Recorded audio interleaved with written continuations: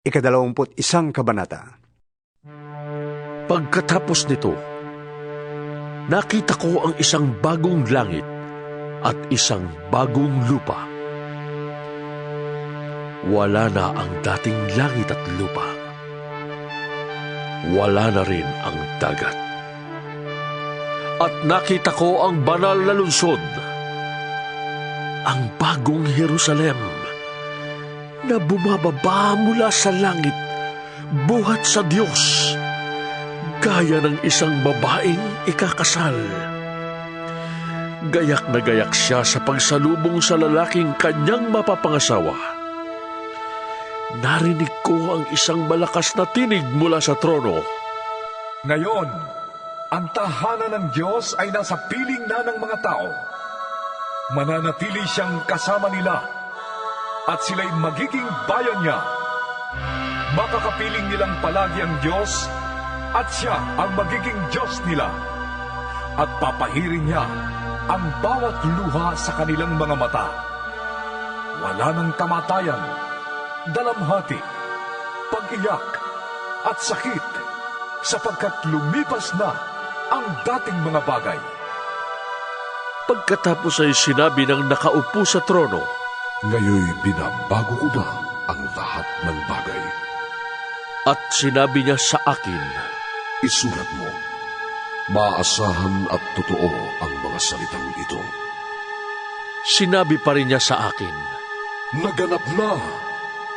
Ako ang Alpha at ang Omega, ang simula at ang wakas. Ang sino mang nauuhaw ay bibigyan ng tubig na walang bayad, na mula sa bukal na nagbibigay buhay. Ito ang makakamtan ng magtatagumpay. At ako'y magiging Diyos niya, at siya na may magiging anak ko. Subalit malagim ang kasasapitan ng mga duwag, ng mga taksil, ng mga nagpapasasa sa kasuklam-suklam na kahalayan, ng mga mamamatay tao, ng mga nakikiapid, ng mga mangkukulam, ng mga sumasamba sa Diyos-Diyusan, at lahat ng sinungaling. Ang magiging bahagi nila'y sa dagat na asupreng nagliliyam. Ito ang pangalawang kamatayan. ang isa sa 7 anghel na may dalang 7 mangkok na puno ng 7 huling salot ay lumapit sa akin. Sabi niya, Halika, at ipapakita ko sa iyo ang babaeng mapapangasawa ng kordero. napasailalim ako sa kapangyarihan ng Espiritu, at ako'y dinala ng anghel sa ibabaw ng isang napakataas na bundok. Ipinakita niya sa akin ang Jerusalem, ang banal na lungsod na bumababa mula sa langit buhat sa Diyos. Nagliliwanag ito dahil sa kaningningan ng Diyos.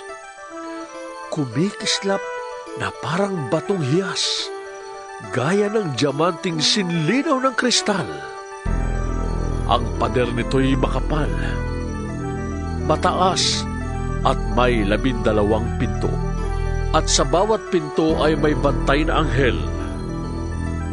Nakasulat sa mga pinto ang pangalan ng 12 lahi ng Israel. May 3 pinto ang bawat panig. 3 sa silangan, 3 sa timog, 3 sa hilaga, at 3 sa kanluran. Ang pader ng lungsod ay may 12 pundasyon, at nakasulat dito ang pangalan ng 12 apostol ng Kordero. Ang anghel na nagsalita sa akin ay may hawak na gintong panukat upang sukatin ang lungsod, ang mga pinto at ang pader nito. Parisukat ang ayos ng lungsod. Kung ano ang haba, ay siya ring luwang. Sinukat ng anghel ang lungsod, at ang lumabas na sukat ng lungsod ay 2,400 kilometro ang haba at ang luwang, gayon din ang taas. Sinukat din niya ang pader, at 66 na metro naman ang taas nito, ayon sa panukat na dala ng anghel. Batong haspe ang pader, at ang lunsod ay lantay na gintong kumikinang na parang kristal. Ang saligan ng pader ay puno ng lahat ng uri ng mahahalagang bato.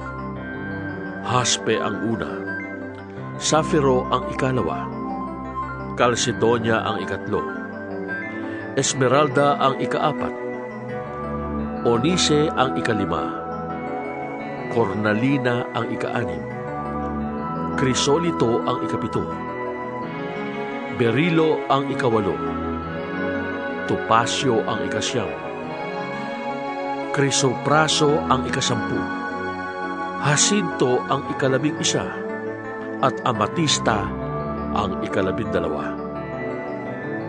Perlas ang 12 pinto. Bawat pinto ay yari sa iisang perlas.